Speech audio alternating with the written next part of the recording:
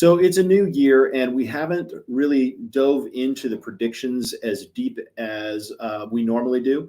And I've got some new stuff that I wanted to present to y'all out there about the industry and the housing market, what we're going to see in 2024. God, I almost said 2023, 2024. And to do that, I've got some cool charts. So let's go to the charts. First, we're not tax receipts. That's not what I wanted to do. I wanted to talk about job gains, job losses, and where we sit on the job list. So obviously our economy is in a weird, wacky state. I'm not an economist. I don't pretend to play one. I just basically know that when the economy is strong, there's usually a strong consumer sentiment, and therefore more movement in first or new households, people buying their first home, second home. There's that confidence. So we've been in this space where it's kind of, as you can see back in 2021, we were kind of adding a steady stream of jobs. But recently, last year, it was markedly less. And also, you can kind of see we're still at a pretty low unemployment rate. So essentially, for what most economists say, this is basically full employment. Now, there are a lot of outliers. We've talked about, well, people stopped, applying for jobs. People can't find the types of jobs. More people are taking two jobs. Those things are all true. And when we look at the economic data, what this means is that there are still some gainfully employed people out there. And I think that's a good way to put it. Now, inflation has been a big issue, and inflation, I guess, is the enemy of democracy. So the good news is we're seeing a downward trend on inflation, but keep in mind that that's still high, and we haven't gone back to 2019 numbers, right? When it comes to 2%, that's essentially where they want to keep the inflation numbers, which is why you see the Fed's modifying rates up and down and left and right. I guess, okay. So let's go into this. So one of the things that we have seen are areas across the country where we grew in jobs. And notice you'll see places like Florida and Idaho, close to over 10% in Idaho, and just under 10% in Florida, Texas at 8%. So these are high payroll employment states, locations where people move to during that March 2020 to October 23. I would say 4.5% right there is a pretty good mark for Washington State. Now, this is the one thing to kind of pay attention is that appreciation rates from quarter one of 2020 to quarter three of 2023, Washington State showed 43%. So the amount of gains had you bought a house in 2000 would be about 50% in equity. And that's cumulative total. So, multiple, not every year was it getting it. That's the total between those two times. So even though we had crazy unemployment in 2020 that turned around to crazy hiring in 2021, we still saw good, solid appreciation. And in other states like Wyoming, Idaho, Montana, North and South Carolina, Georgia, Florida, all of those states saw their equity grow quite significantly. So one of the interesting parts, and actually I'm going to bring Tucker on for this, Tucker, because this is like a mortgage thing. Welcome to the show, Tucker. Good to see you. You as well, Dan. Thank you for having me. All right. So I jumped kind of right into this. And as I was going through it, I was like, ooh, I should get Tucker's opinion on that since he's here. And so this one is kind of interesting as you look at the spread. Now, as you look at it, the spread is kind of defined for our listeners and those watching that may not see the graph, the listeners that can't see the graph and those that are watching that can see the graph. Why is the spread between the 10-year Treasury and 30-year mortgages so high? Yes, I think it really has to do with the volatility in the marketplace. Is when rates are going up and down and they're hard to predict, it requires us as lenders to have a little bit more margin in these loans and keep that spread larger to handle the unexpected, right? And so what you're seeing here is really if you look at 2020, that's when rates were being pushed down. So that steady decline was the market reacting to COVID and trying to keep people in their homes. And then we dropped it too far, and then inflation started to rear its head. So then we jacked rates up, and that's why we're hovering there at the top. And now we're unsure of what the Fed's going to do moving forward. So until the Fed gives us a definite kind of direction and shows us proof of what they're going to do, lenders are going to keep that spread larger until the volatility disappears. Yeah, that spread is to protect, because also too, they don't see people holding loans at 7.5% to 8% long, right? So they've got to get their money at the front end. Exactly. And that's why almost every loan that we're showing people today includes points or the cost to buy down the rate. And they're telling us like, hey, I don't want to pay points. And it's like, well, unfortunately, there are no options available, really. I mean, I can't speak for every lender, but those upper rates are not available because us lenders are hesitant to write them if we know they're going to refinance right away. Yeah. Great. Okay, let's see what else we got. So this is actually a great slide to show, and I think my logo. Let's see if I can take my logo out of the way here because it's blocking the ability to see this. So these are home appreciation rates going back to 1990, and you can see this trend line that runs there is about a 4% trend line. And back in 2006, we saw that we were about 21% above the trend line, and it took all the way until 2020, and we still hadn't actually recovered that trend line. And then, of course, the last few years, we've moved ourselves to about just 7% above that trend line. That's not terribly out of whack. That's something that can most likely will be adjusted as we go forward, because what we're seeing now is appreciation still happening because inventory is so constrained. And unless we solve that inventory problem, we probably aren't going to dip down below that trend line simply because it's an inventory issue, not a overabundance of buyers. In 2006, it was an overabundance of buyers. So I think it's important to understand that while we are 7% above, I don't see the relief that's needed in the marketplace with unemployment where it's at in order to cause a significant reduction of buyers, because that's really right now we're below an average number of buyers. Our transactions actually, I might have missed this slide. Let me see if it's the next one. I could be wrong. Yeah, I don't think so. But the amount of transactions that we had last year was the lowest in 15 years.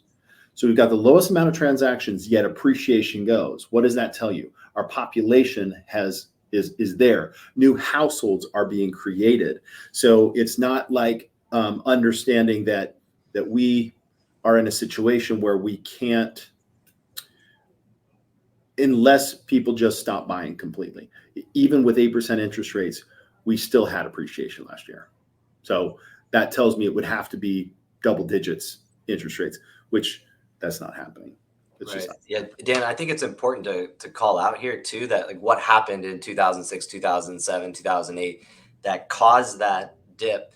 That was the market had bad loans, right? So that dip was created by lenders and banks writing bad loans. They've reformed how we qualify people. We actually have to collect documentation. There's no more stated income loans. That dip is stated income loans and going into foreclosure. Mm-hmm. Moving forward, now that we're being held to really high standards on evaluating the risk of the borrower, the likelihood of that correction is really not even possible, given that we have far more demand than we have inventory. Yeah, that's the key. Is there's far more demand than we have inventory, and that there isn't any signs that could change significantly. This is actually a really key and important chart. If we go back to when interest rates were double digits, 14%, that is when housing affordability was at an all-time low. Okay, even though the chart shows up, right? That's affordability. That's it. It's the same thing as low, meaning super unaffordable. Half of your income was going to your mortgage payment. Now there are lenders that will do that, but that's like, that's a whole nother qualification question. But the reality is where we should be is probably somewhere around the 18 to 25% is kind of like a safe place for most household budgets. So take a look at this. Like in 2020, it was 18%. So affordability was pretty close to the all-time high, which we saw that in 2012. And then we hit COVID. We hit the rebound from COVID and the inflation issue, which is what has caused the interest rates to go up, creating an affordability factor of 29%.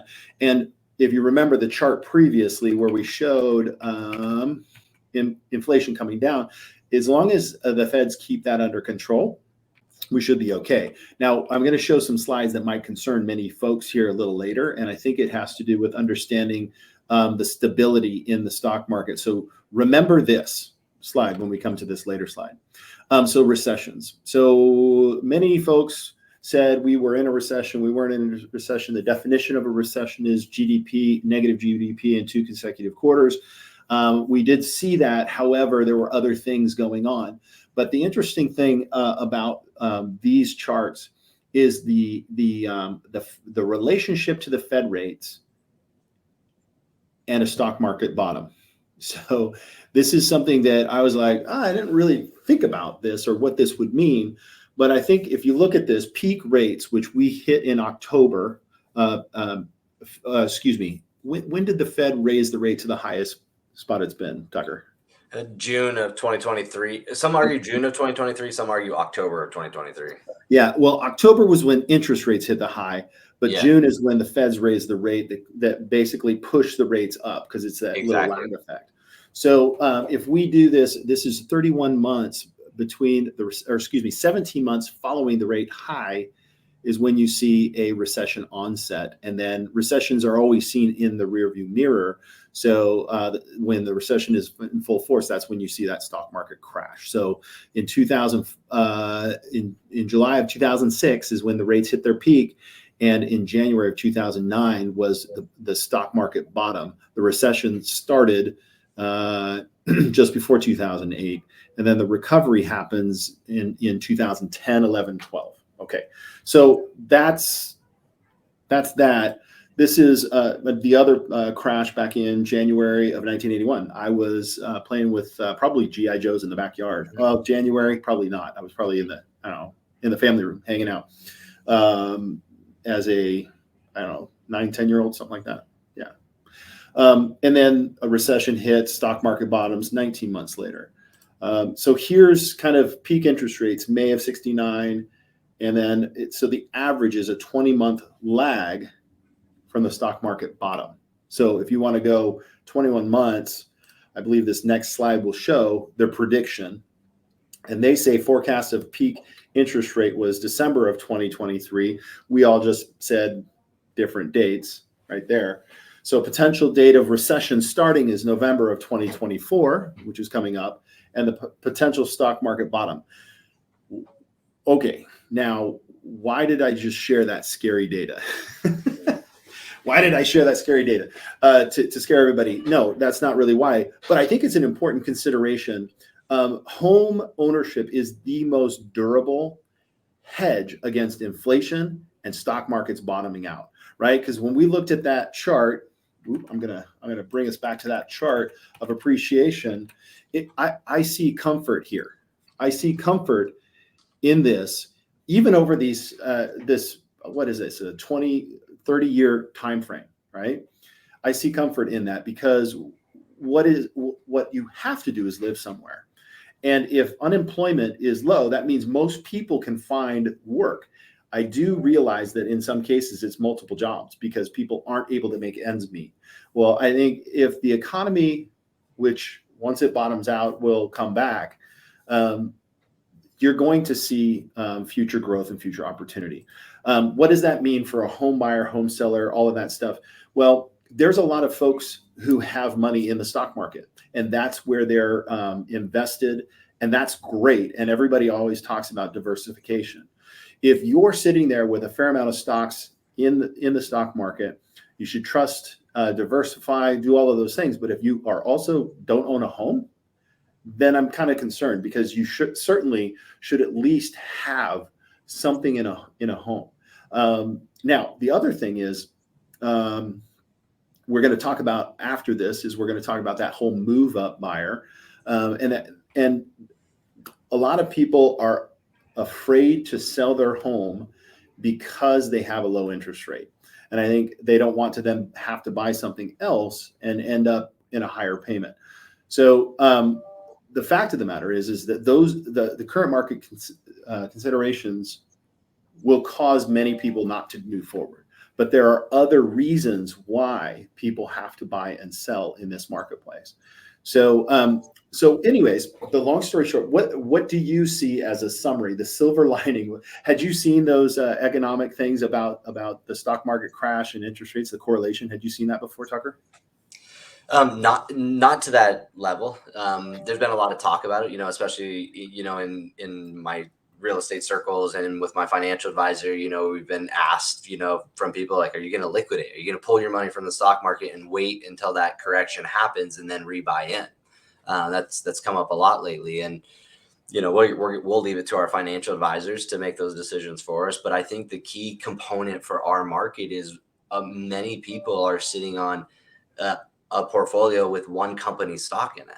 They work for that company, and a portion of their income is that stock, and it's sit there, and they've watched it climb extremely fast, but it could come down. So it does not. It makes sense to pull some money out of that and invest in real estate to at least hedge against that potential risk of it going down. I mean, it's a no-brainer.